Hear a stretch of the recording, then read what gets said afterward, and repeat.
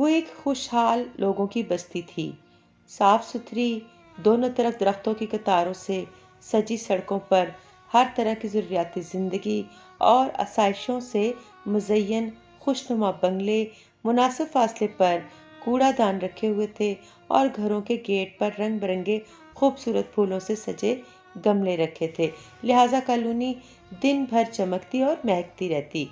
300-400 بنگلوں پر مشتمل اس آبادی کی حفاظت کے لیے ایک طویل القامت چار دیواری تعمیر کی گئی تھی، جس کے گیٹ پر ہمہ وقت 2 چوکیدار متعین ہوتے، جو مکمل جانچ پڑتال کے بعد ہی کسی کو اندر داخل ہونے کی اجازت دیتے۔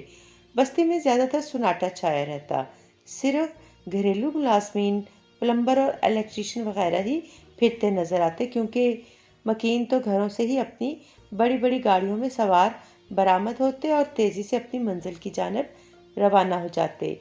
البتہ شام کو کچھ لوگ واک کرتے نظر آتے۔ کمرہ رنگ برنگے غباروں، ڈھیروں آرائشی اشیاء اور طرح طرح کی لائٹوں سے جگمگا رہا تھا۔ وہ سنہری شیروانی، اسی کی ہم رنگ ٹوپی اور خوبصورت کھسے میں ملبوس تھا۔ اس کے سامنے ایک بڑی میز پر 3 منزلہ کیک رکھا ہوا تھا، جس کے اطراف میں گفٹ سجے ہوئے تھے۔ چاروں طرف کھڑے اس کے دوست اور رشتہ دار تالیاں بجا بجا کر اپنی خوشی کا اظہار کر رہے تھے، کیونکہ وہ پھونک مار کر موم بتی بجھا چکا تھا۔ جیسے ہی اس نے مسکراتے ہوئے کیک کاٹنے کے لیے چھری آگے بڑھائی تو تیز سی آواز اس کے کانوں سے ٹکرائی۔ کیا نشہ کر کے سو رہے ہو؟ جو آنکھ ہی نہیں کھل رہی، کب سے انتظار کر رہی ہوں، مگر نواب صاحب کا آرام ہی ختم نہیں ہو رہا۔ فوراً کچن میں آؤ، بچوں کو اسکول سے دیر ہو رہی ہے۔ کسی نے بے دردی سے ٹانگ کھینچ کر اسے خوابوں کے جزیرے سے حقیقت کی سنگلاخ وادی میں لاپٹخا۔ بے آواز 2 آنسو اس کے نرم گرم رخساروں پر لڑک آئے، جنہیں اپنے ننھے منھے ہاتھوں سے رگڑتے ہوئے وہ تیزی سے کچن کی طرف بڑھا۔ اگر یہ کہا جائے کہ وہ منہ میں سونے کا چمچ لے کر پیدا ہوا تھا تو بے جا نہ ہوگا۔ اپنے والدین کا اکلوتا لاڈلا، آنکھوں کا تارا، ان کے جینے کی وجہ، صدف اس کی پیدائش پر کسی اندرونی پیچیدگی کا شکار ہو کر ماں بننے کی صلاحیت سے محروم ہو چکی تھی، لہٰذا وہ والدین کی تمام تر محبت کا بلا شرکت غیر حقدار ٹھہرا، جو دن رات اس پر بن موسم برسات کی مانند برستی رہتی۔ اس کی ہر فرمائش ہونٹوں سے نکلتے ہی پوری ہو جاتی۔ 4 سال کی عمر میں اس کا شہر کے بہترین اسکول میں داخلہ کرا دیا گیا، جہاں اپنی بھولی صورت اور خداداد ذہانت کی بدولت وہ اساتذہ کا بھی منظور نظر بن گیا۔ نامانوس سے شور سے اس کی آنکھ کھلی۔ اپنے بیڈ روم میں اسد انکل اور آنٹی کو دیکھ کر اسے حیرت کا جھٹکا لگا۔ وہ اس کے پاپا کے نہایت قریبی دوست تھے، لیکن اتنی رات کے تو وہ کبھی نہیں آتے تھے، اور ویسے بھی وہ ہمیشہ ڈرائنگ روم سے ہی گپ شپ کے بعد رخصت ہو جاتے تھے۔ اور اسے یاد آیا کہ ممی پاپا رات کو کسی شادی میں شرکت کرنے گئے تھے، اور چونکہ اسے صبح اسکول جانا تھا اس لیے اسے گھر میں بوا کے پاس چھوڑ گئے تھے۔ حاجرہ بوا ان کی پرانی ملازمہ تھیں، جو گھر کے کام کاج اور عمر کی دیکھ بھال میں ممی کی مدد کرتی تھیں۔ وہ شروع سے ہی ان کے ساتھ تھیں، لہٰذا گھر کے ایک فرد کی حیثیت اختیار کر چکی تھیں۔ اسے آنکھیں کھولتے دیکھ کر آنٹی نے لپک کر اسے اپنی آغوش میں بھر لیا اور زاروں قطار رونے لگی۔ کیا کر رہی ہو؟ انکل نے انہیں گھرکا۔ بچہ پریشان ہو جائے گا۔ یا اللہ، یہ کیا ہو گیا؟ اس ننھی سی جان کا کیا بنے گا؟ اسد، ہم اتنی بڑی بات اس سے کیسے چھپا سکتے ہیں؟ یہ سن کر انکل کے لیے بھی اپنے آنسوؤں پر بند باندھنا مشکل ہو گیا۔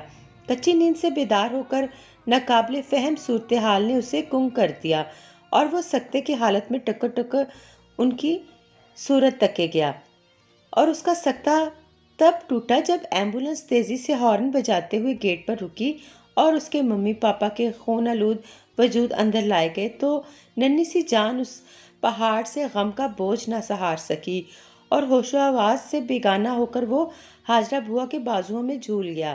پھر یہ بے ہوشی کے وقفے طویل ہوتے گئے۔ جب بھی آنکھیں کھولتا، حاجرہ بوا کا متفکر چہرہ اپنے آس پاس دکھائی دیتا، کبھی ٹیمپریچر چیک کرتے ہوئے، کبھی کوئی دوائی دیتے ہوئے، اور کبھی کچھ کھلانے پلانے کی کوشش کرتے ہوئے۔ دھیرے دھیرے جب حواس نے کچھ کام کرنا شروع کیا تو گھر کا نقشہ ہی بدلا ہوا تھا۔ بھائی جان، میرے حالات تو آپ کے سامنے ہیں، آمدنی محدود ہے اور اخراجات لامحدود۔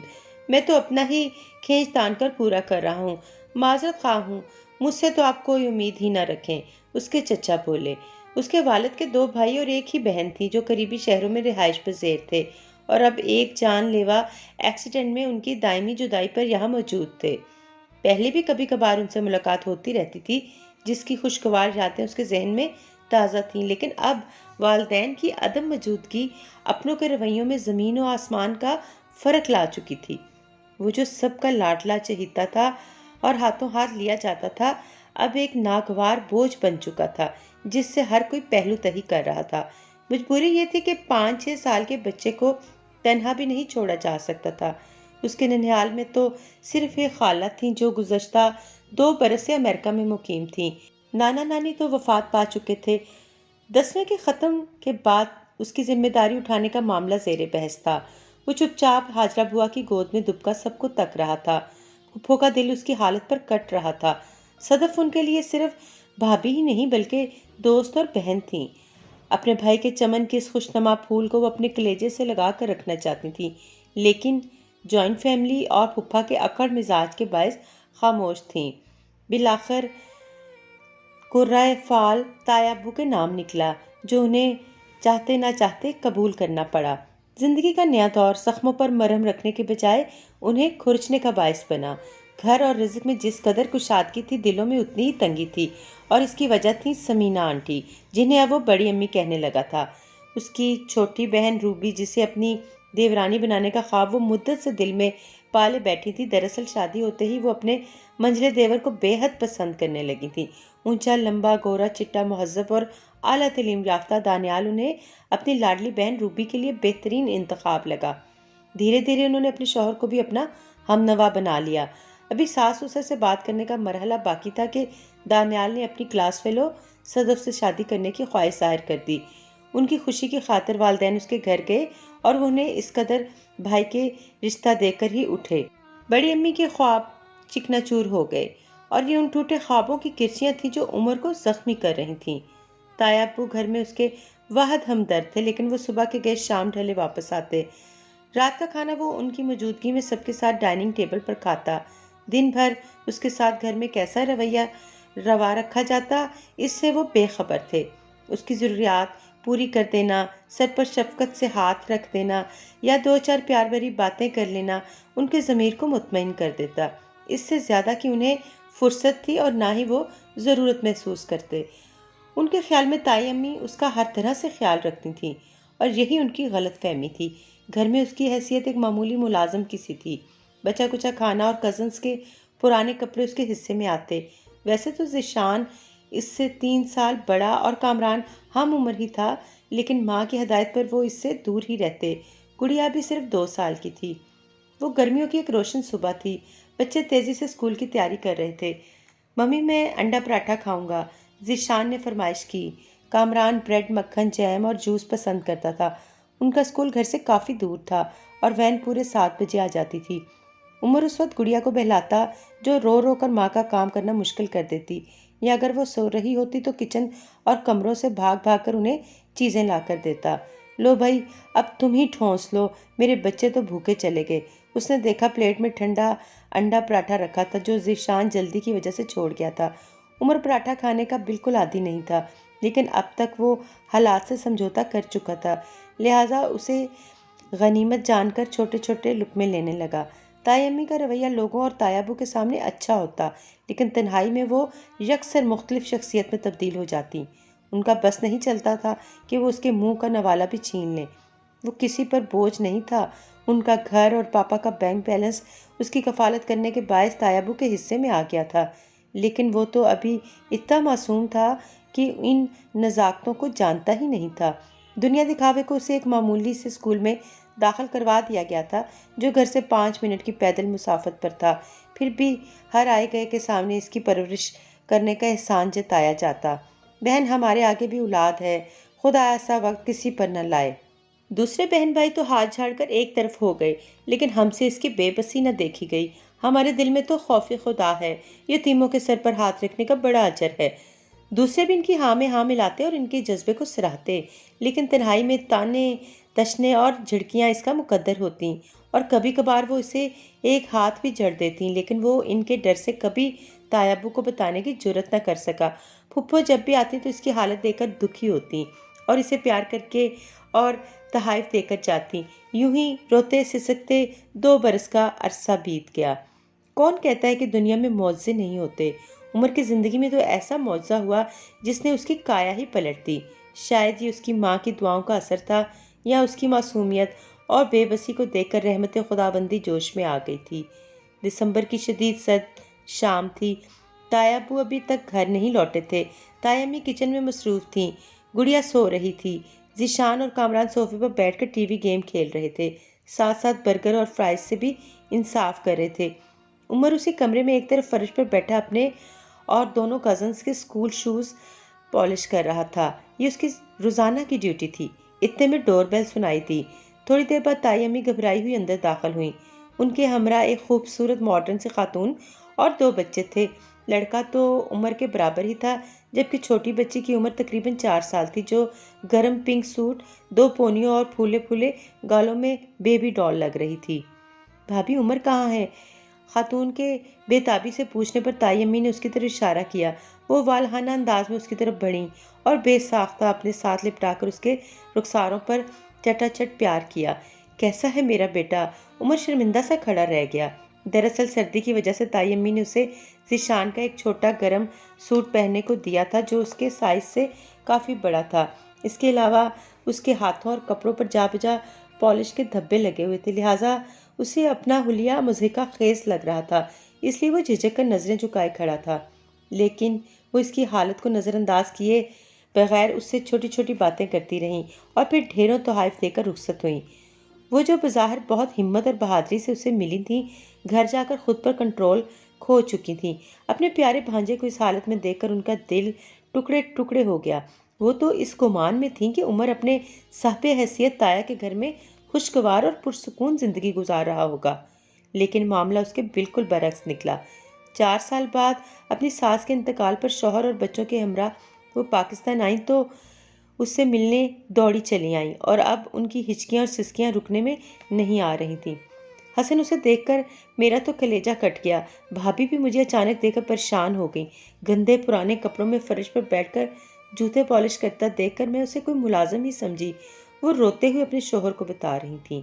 میرے تو پاؤں تلے سے زمین ہی سرک گئی جب مجھے پتہ چلا کہ وہ عمر ہے۔ ہائے میری پیاری آپا کا شہزادہ کس حال میں ہے اور مجھے خبر ہی نہیں۔ حسن، ان کی روح اسے دیکھ کر کتنا تڑپتی ہوگی۔ ان کے بعد وہ میری ذمہ داری تھا، میں ان کا کس منہ سے سامنا کروں گی؟ حسن ان کے خالہ زاد تھے اور صدف سے ان کا بھی دوستی اور محبت کا رشتہ تھا۔ وہ انہیں بڑی بہن کا درجہ دیتے تھے۔ فکر نہیں کرو، اب ہم آ گئے ہیں تو کچھ کرتے ہیں۔ شکر کرو کہ تم اس سے ملنی اور حالات دیکھ لیے۔ ابھی ہم 1 مہینہ یہاں ہیں، دیکھتے ہیں کیا کر سکتے ہیں۔ شوہر کا ساتھ دینے اور ہمت بندھانے پر انہیں کچھ سکون ہوا۔ وہ سرتاپا سفید لباس میں ملبوس تھیں، گھنے سیاہ بال ان کے کمر پر پھیلے ہوئے تھے۔ دھیرے دھیرے وہ ان کی طرف بڑھ رہی تھیں۔ قریب پہنچنے پر کشف حیرت زدہ رہ گئیں۔ وہ تو ان کی صدف آپی تھیں۔ خوشی ان کی انگ انگ سے پھوٹ رہی تھی، لبوں پر ایک ملکوتی مسکراہٹ تھی جس نے پورے چہرے کو جگمگا رکھا تھا۔ انہوں نے آگے بڑھ کر کشف کو گلے لگایا اور بہت محبت سے پیشانی پر بوسہ دیا، اور اسی خاموشی سے پلٹ گئیں۔ کشف آواز دے کر انہیں روکنا چاہ رہی تھیں کہ فجر کی اذان سے اس کی نیند ٹوٹ گئی۔ اٹھ کر چہرے پر ہاتھ پھیرا تو وہ آنسوؤں سے تر تھا، شاید وہ خواب میں روتی رہی تھیں۔ اب بھی ان کی نگاہوں میں آپی کا چہرہ چمک رہا تھا۔ پچھلے ماہ ہی وہ عمر اور بچوں کے ساتھ امریکہ سے واپس آئی تھیں۔ حسن تو چھٹی ختم ہوتے ہی لوٹ آئے تھے، لیکن وہ بچوں کے ہمراہ رک گئی تھیں اور تمام کاغذی کارروائی مکمل کی۔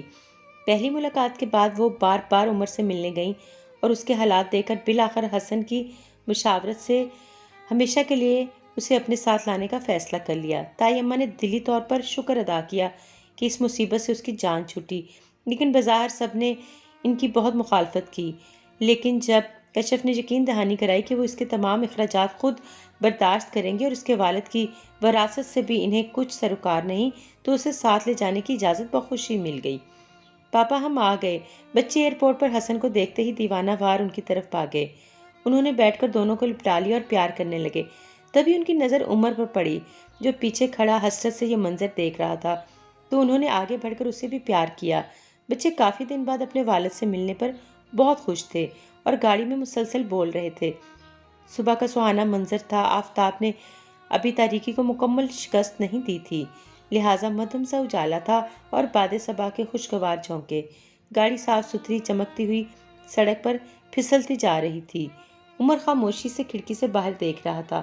دونوں طرف دور دور تک ہریالی اور خوشنما رنگ برنگے پھول دکھائی دے رہے تھے۔ گاڑی ایک خوبصورت بنگلے میں داخل ہوئی۔